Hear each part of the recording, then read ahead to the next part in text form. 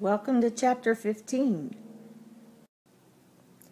This is your introduction to IV therapy. We'll be talking about the different components of IV therapy, how to set it up, and how it works. Let's talk about the primary line first. Your primary line is this line right here. It is connected to your maintenance fluids, which is the fluid that is running consistently into the patient. It includes a spike, which you really can't see, but because this primary bag has already been spiked, but it's right at the top of your IV line, and it just actually pokes right into the IV bag. It also includes a drip chamber. We'll talk about that in a little bit. And then it includes your roller clamp, which is used for titrating your drip, and then ports for IV medications, and this right here is your port. Alright, in setting your primary line up, you're going to have your IV fluid ready. You're going to open your package that contains your tubing, and you're going to close all roller clamps on the IV tubing to prevent air bubbles. Your IV tubing, depending on how long it is, may contain more than one, and you close it by rolling it down.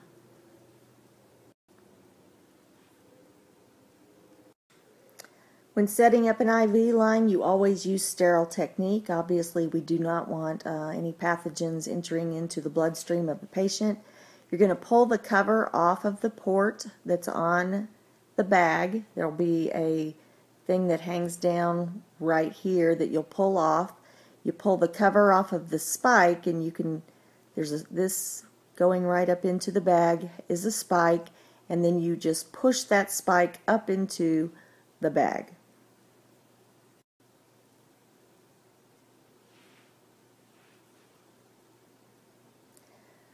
This is the drip chamber, as we mentioned before.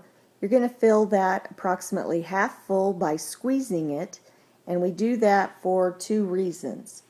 One is to prevent air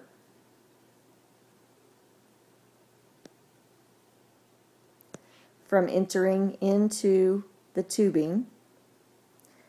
And then the second one, this is your first reason, and then your second reason is to be able to count your drops. And you do that right there. As we're titrating the flow rate, we want to be able to count drops, and filling it half full will enable us to do that. Okay, the next step is to prime your tubing with the IV fluids to remove air. Obviously, we don't want a bunch of air to go into the patient, so before connecting it to the patient, we have to remove all the air from the tubing. We do that by opening the roller clamp. We open the roller clamp by sliding it all the way up and letting the fluid flow all the way through the length of the IV tubing. Next, we close the roller clamp by rolling it back down the opposite direction. Label with these things. Now, for the IV to flow, if it is not on a volumetric pump, then it is going to flow by gravity, and the pressure in the line from the IV fluid is created when the fluid drops in the drip chamber, and we count those drops and calibrate those drops. This is an electronic volumetric IV pump. The pump maintains a constant pressure in the line, maintains patency of the IV access, and then drips according to whatever you have programmed into the pump. Your secondary lines are lines that we connect to your primary bag. Here's your primary bag. Here's your secondary line. The secondary line, you can't see it here, but is actually piggybacked into one of those ports that I showed you earlier into this primary IV line. These are referred to as IV piggybacks or IV mini bags. Another type of IV piggyback is an advantage bag. These come up and are not already mixed because the medication has a short shelf life if it's already mixed into the solution. So what you have with these is your diluent is in the bag, your powdered solution is in the top, and it is closed. You can see here this little device right here is actually the plug that keeps the two from mixing. When you're ready to give, with your thumb, you pull that plug out and you mix the two medications together. The vial opens within the IV bag, and then you can see this pulls off, and you spike the secondary line into that bag and connect it to your main IV bag to administer the medication. Okay, there's a larger picture of this in your book, but this is a volume-controlled burette, or depending on who manufactures, it may be called a Soluset or a Volutrol, and this is for greater accuracy when you're measuring smaller volumes of IV medications. It goes up to, I believe, 130 milliliters. Most often these are used in intensive care units, or it also could be used in a pediatric unit for those smaller volumes. And it connects into a main IV line so that you can fill this chamber with a smaller volume of fluid and have more control that way. This is an indwelling infusion port. If you have a patient that does not need continual IV fluids, say they're well hydrated, but they do need an IV access for medication administration, or maybe an IV piggyback every 6 hours, or an occasional IV bolus, you might have this device inserted. And what we would have is an IV line that goes right into here, and then your IV access is right here. These are also called saline locks, heparin locks, and med locks. So what we have is an access right here that we can hook our syringe into and actually deliver medication into a vein. As I mentioned before, medications are directly administered through that lock and into IV tubing port, or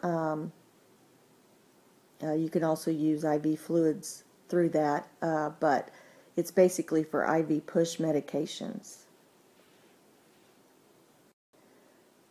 When you are using one of the heparin locks or saline locks, you have to flush before and after the medication with 5 to 10 milliliters of compatible flush fluid.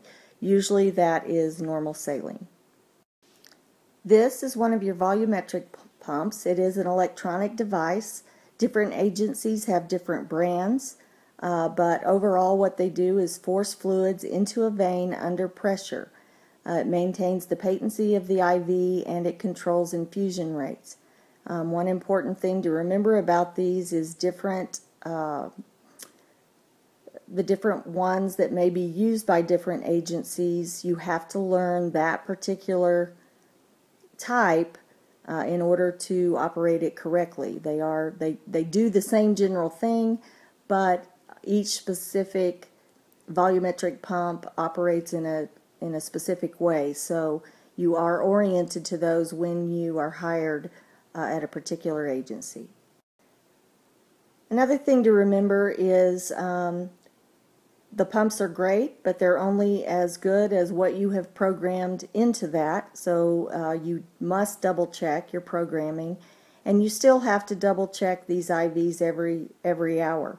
IVs don't, the volumetric pumps don't typically know when an IV has infiltrated, and so you can have an infiltrated IV, which means that the tip of the catheter is no longer in the vein and it's leaking fluid into the interstitial tissue, and that pump continues to pump it into the tissue, which can be anywhere from uncomfortable to dangerous and necrosive to the tissue. So you must check the IVs every hour. I didn't get a picture of a syringe pump, but it's on page 223 of your book. It is a variation of an electronic volumetric pump, but it is used with very small volumes. They use these also in pediatrics or in an ICU, maybe a neonatal intensive care unit, and it is used to infuse drugs that cannot be mixed with other solutions or small volumes of medications, and it's basically an electronic pump that infuses a syringe, and you can see that on page 223. A PCA pump is a patient-controlled analgesia pump. This allows a patient to administer narcotic analgesics to themselves. It is another volumetric pump. It is a locked pump, and you program in a certain amount. It does not flow on a continuous basis, but the patient pushes a button. There is a lockout time so that the patient cannot overdose themselves, and the dosages are programmed into the pump with a lockout time so that only certain amounts can be delivered every so often according to whatever the doctor has ordered. So here is what's programmed into the device if you're using a PCA pump: your dosage, the frequency that dosage can be given, a lockout time, and the amount. IV fluids are sterile. Most of them are in prepared bags. Occasionally you'll have something in a glass bag or a glass container. That's usually lipids, which are a type of nutritional supplement. Sometimes the lipids come in a glass bottle, and volumes range from 25 milliliters to 1,000 milliliters. Abbreviations that are used in accordance with IV fluids are dextrose is D, water is W, saline is S, and normal saline is NS. The numbers on it identify the percentage strengths. As you recall in previous chapters, percentages means the grams of drug per 100 milliliters of fluid. So if you have 5% dextrose, that's 5 grams of dextrose per 100 milliliters of fluid. You will also see abbreviations written like this. For example, in the slide 1 or 2 slides ago, it will be written D5